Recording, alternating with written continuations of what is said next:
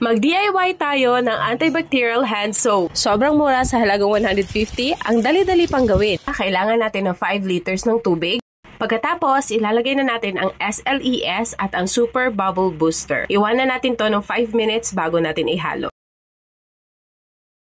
After 5 minutes, balikan na natin at haluin natin ng dahan-dahan hanggang sa malusaw na yung mga nilagay natin kanina. Sunod, ilalagay natin yung mini LHS premix na green apple. Siyempre, may iba pang option ng scents yan. Pag check niyo sa yellow basket, makikita nyo. At isusunod-sunod na natin ilagay ang thickener at white silk. Sa paglalagay ng thickener at white silk, dapat dahan-dahan lang yung pagbuhos at dahan-dahan lang din yung paghalo.